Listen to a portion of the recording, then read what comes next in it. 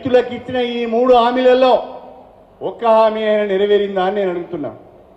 అదే అడుగుతున్నాం మనం. ఇది ప్రశ్నిస్తే కాంగ్రెస్ పార్టీ వాళ్లకు ఉడుకెక్కువైతాంది. మనం ఏదో అక్కస్తో మాట్లాడుతున్నామని అంటున్నారు. కాంగ్రెస్ పార్టీ అధికారంలోకి వస్తే బీఆర్ఎస్ వాళ్ళు ఓర్వలేకపోతున్నారని అంటున్నారు. మీరు కాంగ్రెస్ పార్టీ అధికారంలోకి రావడం, ప్రజలు ఎన్నుకున్నారు మిమ్మల్ని, ప్రజాస్వామ్యబద్ధంగా మీకు మెజారిటీ వచ్చింది, దాన్ని మేము స్వాగతిస్తున్నాం. కానీ మీరు ప్రజలకు ఇచ్చిన హామీలు, అనేక డిక్లరేషన్లో మీరు చెప్పిన మాటలను మాత్రమే, మీరు ప్రకటించిన తేదీలను మాత్రమే మీకు గుర్తు చేస్తున్నాం.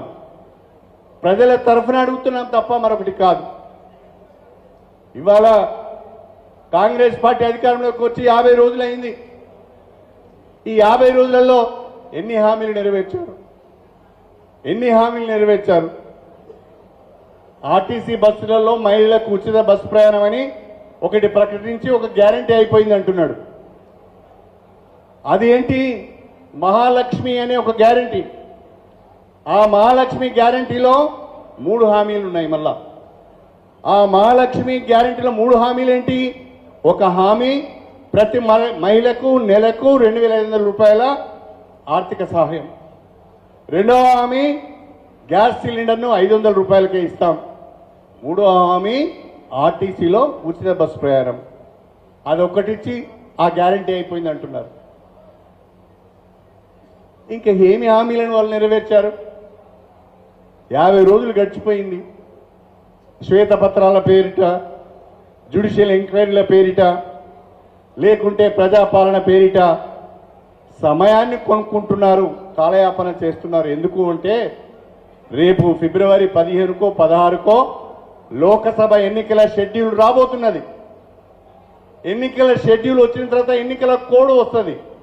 ఆ ఎన్నికల కోడ్ వచ్చిన తర్వాత ఏ ఒక్క పని చేయడానికి, హామీని నిలబెట్టుకోవడానికి అవకాశం లేదు. అప్పుడు దర్జాగా అయ్యో మేము చేద్దామనుకున్నాం కానీ ఎన్నికల కోడ్ వచ్చింది, మేమేం చేయలేకపోతున్నామని చెప్పి తప్పించుకునే ప్రయత్నము కాంగ్రెస్ పార్టీ చేస్తున్నది. దీన్ని మనం ప్రజలకు వివరించి చెప్పాలని చెప్పి నేను ఈ సందర్భంగా కోరుతున్నాను. దయచేసి మన అందరం కూడా ఆలోచించాలి. ఏదో జరిగిపోయింది అని బాధపడొద్దు, భయపడొద్దు. ఒక్క మాట మాత్రం నేను నిస్సంకోచికంగా చెప్తున్నాను, ఏ రకమైన అనుమానం లేకుండా చెప్తున్నాను. 1994లో మొట్టమొదటిసారి నేను ఎమ్మెల్యే అయ్యాను. 30 సంవత్సరాలు గడిచిపోయింది. 4 సార్లు ఎమ్మెల్యే అయ్యాను, ఒకసారి ఎంపీ అయ్యాను, 2 సార్లు ఎమ్మెల్సీ అయ్యాను. ఈ 30 సంవత్సరాలుగా రాష్ట్ర రాజకీయాలను, తెలంగాణ రాజకీయాలను ప్రతి 5 సంవత్సరాలకు ఒకసారి జరిగే ఎన్నికల ఫలితాలను నేను చూస్తున్నాను. రేపు ఎన్నికలు ఎప్పుడు జరిగినా 2028లోనే ఎన్నికలు జరుగుతాయని అనుకుందాం. ఏదన్నా జరగరానిది జరిగి కాంగ్రెస్ వాళ్ళు ఒకరిని తిట్టుకొని, కొట్టుకొని, కుమ్ములాటలకు పోయి, గ్రూపులకు పోయి వాళ్ళ ప్రభుత్వాన్ని వాళ్ళు కూలగొట్టుకునే ప్రయత్నం వచ్చి ఎన్నికలు కనుక వస్తే, ఎన్నికలు ఎప్పుడు వచ్చినా తెలంగాణ రాష్ట్రంలో కేసీఆర్ నాయకత్వంలో మళ్ళీ ఎగిరేది గులాబీ జెండా అని చెప్పి నేను ఈ సందర్భంగా తెలియజేస్తున్నాను. ఎవరన్నా అయ్యో అధికారం పోయింది, మన పార్టీ అధికారంలో లేదు అని పక్క చూపులు చూస్తే, అటో ఇటో పరిగెత్తాలని చూస్తే మళ్ళా 2-3 ఏళ్లకే గులాబీ జెండా అధికారంలోకి వస్తే మీరందరూ ఆగమైతారు. ఎవడన్నా పోయేటోడు ఉంటే అటుగానోడు ఇటుగానోడు అవుతాడు, ఎటుగానోడు అవుతాడు. కాబట్టి ఒక పార్టీలో ఉన్నప్పుడు నిబద్ధతతో పనిచేయాలి. పార్టీలో జరిగిన లోటుపాట్లన్నింటినీ సమీక్షించుకున్నాం, ప్రభుత్వంలో జరిగిన లోటుపాట్లను సమీక్షించుకున్నాం. మళ్ళీ ప్రజల్లోకి వెళ్ళాలని, ప్రజల కొరకే పోరాటం చేయాలని, తెలంగాణ హక్కులను కాపాడాలని చెప్పి మళ్ళీ కేసీఆర్ గారు 13వ తారీఖున కృష్ణా నదీ జలాలపైన మనకున్న హక్కులను కాపాడుకోవడానికి, కృష్ణా నది పైన ఉన్న ప్రాజెక్టులను కృష్ణా రివర్ మేనేజ్మెంట్ బోర్డుకు అప్పగించడము సరైనది కాదు, తెలంగాణకు అన్యాయం జరుగుతుందనే ఒక ప్రధానమైన ఆలోచనతో ఆశయంతో తెలంగాణ ప్రజల పక్షాన పోరాటం చేయడానికి నల్గొండలో భారీ బహిరంగ సభ నిర్వహించబోతున్నాం. భారత రాష్ట్ర సమితి తెలంగాణ ప్రజల పక్షాన ఉంటుంది. భారత రాష్ట్ర సమితి తెలంగాణ ప్రజల హక్కులను కాపాడుతుంది. భారత రాష్ట్ర సమితికి తెలంగాణ తప్ప మరొక రెండో ఆలోచన ఉండదు. మనమందరం కూడా ఆలోచించాలి. కాంగ్రెస్ పార్టీ, భారతీయ జనతా పార్టీ రెండు కూడా జాతీయ పార్టీలు. ఇవాళ కృష్ణా నదికి సంబంధించిన సమస్యనే వచ్చింది. ఈ సమస్య మహారాష్ట్ర, కర్ణాటక, తెలంగాణ, ఆంధ్ర 4 రాష్ట్రాల మధ్యన ఈ సమస్య ఉన్నది. భారతీయ జనతా పార్టీ వాడు తెలంగాణను సమర్థించడు, తెలంగాణ వైపున మాట్లాడాడు. ఎందుకంటే వాడికి 4 రాష్ట్రాలలో బీజేపీ ఉన్నది. కాంగ్రెస్ పార్టీ వాడు కూడా తెలంగాణ వైపున మాట్లాడాడు. ఎందుకంటే పైన కర్ణాటకలో కూడా కాంగ్రెస్ పార్టీ ఉన్నది. రెండు పార్టీలకు కూడా తెలంగాణ పక్షాన అవుట్ రైట్ గా నిలబడి కొట్లాడే అవకాశాలు వాళ్ళకు లేదు.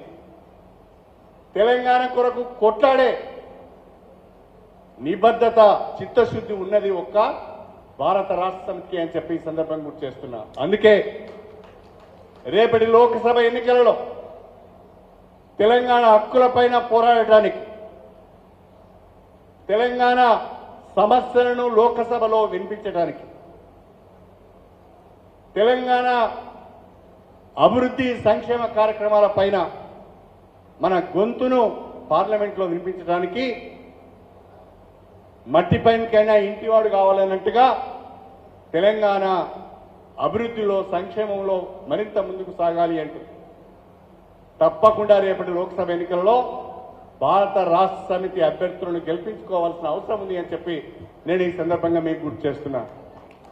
నాకు నమ్మకం ఉన్నది, 50 రోజులలోనే కాంగ్రెస్ పార్టీ గ్రాఫ్ మెల్లమెల్లగా పడిపోతున్నది.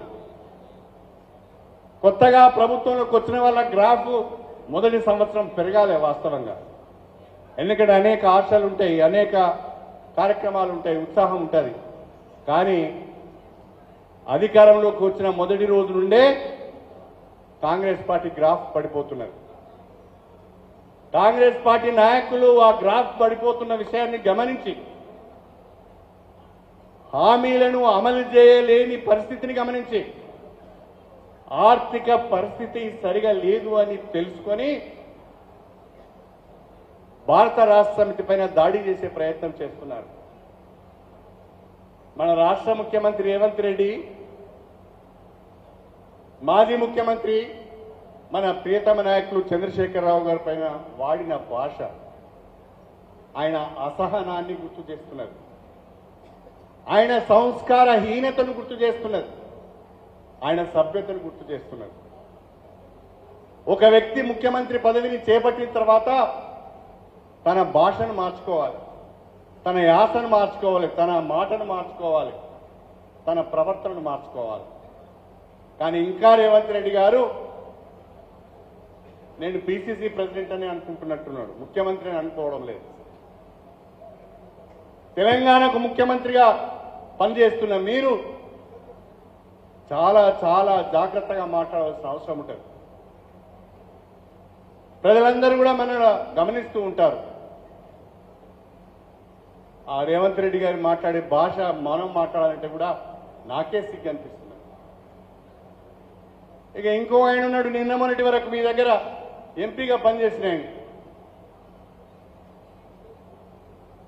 రైతు బంధు గురించి అడిగితే రైతు బంధు రాలేదు అని అంటే రైతులను చెప్తూ కొట్టాలి అంటాడు ఆయన.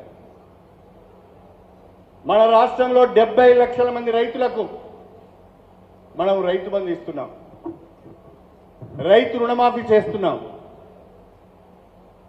70 లక్షల మంది రైతులలో ఈ రోజు వరకు ఎంతమందికి రైతు బంధు వచ్చిందో కోమటిరెడ్డి వెంకట